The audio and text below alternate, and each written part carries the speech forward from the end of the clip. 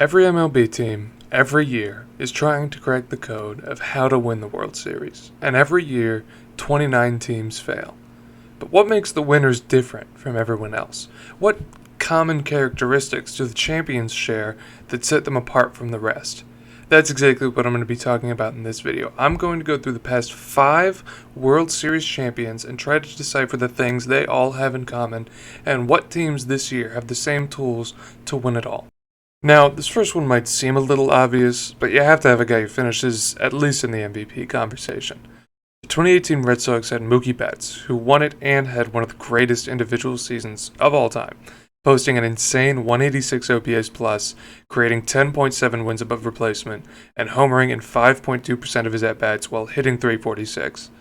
People also forget that in 2019, Anthony Rendon finished third in NL MVP voting. He slugged over 1,000, hit 34 home runs, and led the league in RBIs and doubles. Tony Two Bags was on a mission. In 2020, with the shortened season, awards voting was all messed up, but Mookie Betts still finished second in the NL, right behind his future teammate, Freddie Freeman. In 2021, Austin Riley had a late surge with the Braves, only finishing 7th but hitting 33 home runs with a .303 batting average. Then, last year, Houston's Yordan Alvarez finished 3rd behind an insane Aaron Judge season and the insane Shohei Ohtani. Simply, you need a superstar on offense to win a championship, someone to carry the offense and be a force in the lineup to power them to a World Series. Now, we've talked about offense, but as everybody knows, pitching is key to sustained winning, and most World Series winners have somebody who finishes in the Cy Young conversation as well. The 2018 Red Sox had Chris Sale, who finished 4th with a stupid 2.09 ERA+, which would have led all starters if it weren't for an equally insane 217 from Blake Snell. In 2019, the Nationals actually had Max Scherzer finishing 3rd and Steven Strasburg, who arguably had the better season, finishing 5th, leading the league in innings pitched and finishing just 5 Ks away from leading it in strikeouts too. 2020 awards were skewed due to the shortened season, but the Dodgers had Kershaw get a couple votes and finished 9th in the race. The Braves proved to be an outlier. None of their pitchers finished top 10 in Cy Young voting, with their best pitcher being Charlie Morton, who struck out 216 and posted a 3.34 ERA. Then, in 2022, Justin Verlander went stupid and won Cy Young with a 1.75 ERA, 2.23 ERA+, and a 0.829 WHIP. God, it was an insane year. Framber Valdez also finished 5th that year and was the only pitcher to reach 200 innings. All this just goes to show that you need star power on both sides of the ball and a guy you can trust with the ball in their hands in Game 7. But you don't just need one guy to go all the way. History shows you need at least 2 borderline elite pitchers to take on the World Series, and that makes sense. You can't have prime Pedro Martinez pitch Game 1, then have 4 Trevor Williams pitch Games 2 through 5 and expect to win a series. But the past 5 World Series champions have had at least 2 very good pitchers in the rotation. In 2018, Boston had Chris Sale and David Price, who had an above-average season, along with Nathan Eovaldi, who was a key trade deadline acquisition who hit his stride once he joined the Red Sox. The 2019 Nats, as previously mentioned, had 2 top 5 finishers in Cy Young voting in Max Scherzer and Steven Strasburg. Also, I don't know if anyone else remembers this, but Anibal Sanchez had 7.2 innings of one hit ball in the NLCS against the Cardinals. Legendary stuff. The 2020 Dodgers had franchise legend Clayton Kershaw, but an astounding 5 pitchers on their roster finished with an ERA plus over 125. Sure, 2020 stats are a little skewed, but that's still insanely impressive.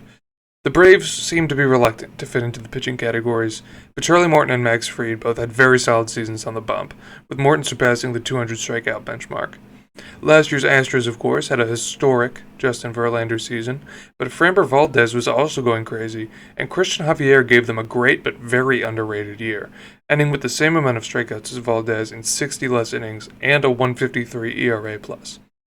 Every one of these teams had at least 4 pitchers performing average or above average according to ERA+. That's a 100 ERA+ or better. You definitely need to have a shutdown guy to win it all, but the depth of your rotation is also extremely vital. Now, every playoff team needs to have a guy who just has that dog in him when it comes to the playoffs. Every recent champion has had at least one guy who stepped up his game when they got to the postseason. The Red Sox had Steve Pearce, who had .333 in the World Series with 3 home runs, after being mostly a bench bat in the regular season. The 2019 Nationals run gave us, of course, the immortal streak of Howie Kendrick clutch moments. He hit a grand slam in extra innings against the Dodgers in Game 5 of the NLDS, and he had the foul pole ding heard across the world to take the lead against the Astros in the 8th inning of Game 7. As a Nationals fan, this is a run I hold very near and dear to my heart, and Howie Kendrick is, of course, a National for life. In 2020, Joc Pederson ended the season hitting .190. He was fighting for a spot in the lineup when the Dodgers got into the playoffs. Once that postseason hit, though, Joc did too. He hit .382 throughout the Dodgers' postseason run and drove in 8 runs. Joc's next team, the Atlanta Braves, also had a huge playoff riser in Jorge Soler, who blasted 3 home runs in the World Series while hitting .300, a performance that earned him the nickname Soler Power. Last year's Astros had a young shortstop by the name of Jeremy Pena hitting .253 for them during the regular season. But once the postseason started, he jumped up to a .344 batting average and won the World Series MVP. It's instrumental for a team to have guys who can elevate their play in September and October if they want to win ball games when it gets tough. The final similarity I found between all 5 of these teams may be the most important out of all of them. Guys who can do this should be valued way higher than the MLB seems to think of them.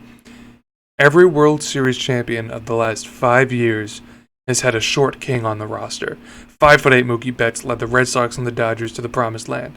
The Nationals had 5'9" Adam Eaton as their everyday right fielder. The Braves had 5'8" Ozzie Albies hitting 30 home runs, and the Astros were captained by the 5'6" Jose Altuve. All of these players started for their team during the regular season. This could be the missing piece for teams trying to win it all this year, and they might not even know it. Now that we know what championship DNA looks like, which teams this year have all the tools there to take it home? Well, the Rays have been the obvious pick so far, and they have the MVP candidate in Wander Franco, the Cy Young candidate in Shane McClanahan, and before he was injured, Drew Rasmussen was also pitching at an elite level. They've also got 4 pitchers above a 100 ERA+, and backup catcher Francisco Mejia has played 38 games at 5'8". The current favorites seem to fit all 4 regular season precursors for winning a championship. Everyone is talking about the Baltimore Orioles as potential dark horse contenders, but that might be where they have to stay. Baltimore doesn't have an MVP or Cy Young candidate, and only have 2 pitchers, Tyler Wells and Kyle Bradish, pitching above average according to ERA+. They do have a short king. Fan favorite center fielder Cedric Mullins stands in at 5'9", but they don't check any of the other boxes.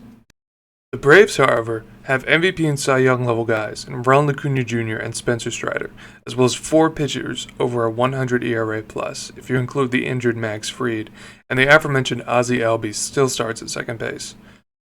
The Texas Rangers have 4 pitchers above the ERA+ threshold. Nathan Eovaldi could be worked into the Cy Young conversation if you really wanted to, and Marcus Semien is making a strong case for MVP, while 5'8" utility man Josh Smith has played 45 games.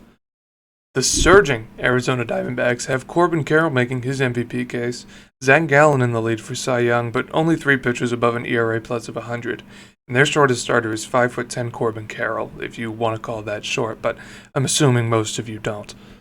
The Dodgers fit the ERA+ threshold and have MLB's favorite short king, Mookie Betts, but no Cy Young candidate or MVP player.